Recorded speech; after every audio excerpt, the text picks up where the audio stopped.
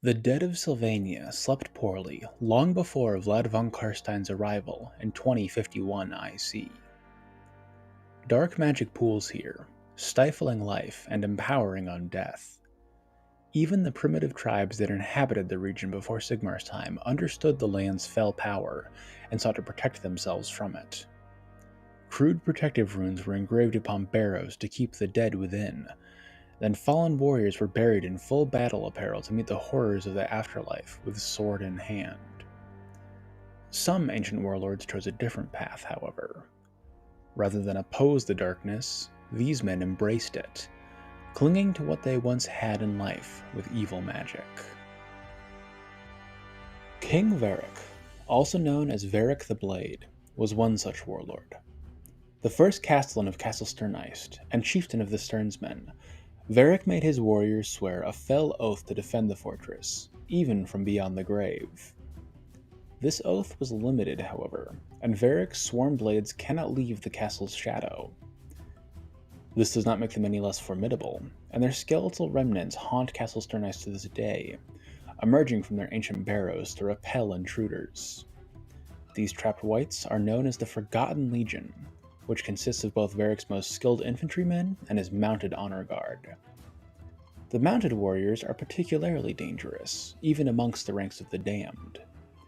Known as Verek's Reavers, they were masters of magic combat and life, their lances cutting through the enemy like a scythe through wheat. Millennia of death have not dulled their blades nor their killer instincts. The clatter of the Reaver's skeletal hooves on a cracked flagstone has spelled the doom of countless fools who marched under the shadow of Sterneist. The best recorded instance of Verek's Reavers seeing action occurred during Volkmar the Grim's doomed Sylvanian crusade in the winter of 2522 IC. The Grand Theogonist had brought a small force of zealots into the heart of Sylvania in an attempt to destroy Manfred von Karstein once and for all.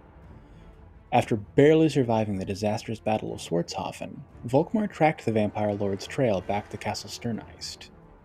Little did he realize he had played right into Manfred's hand.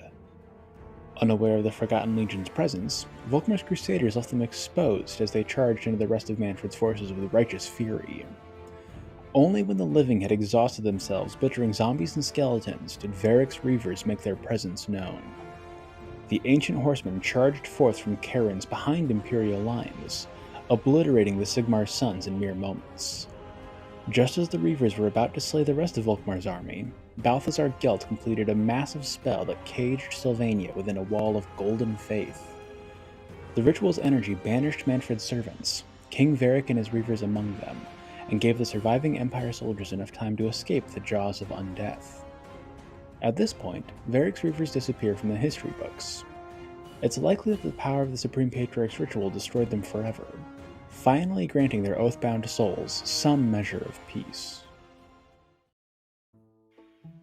In Total War Warhammer, Verek's Reavers are a Regiment of Renown Black Knight unit armed with lances and barding.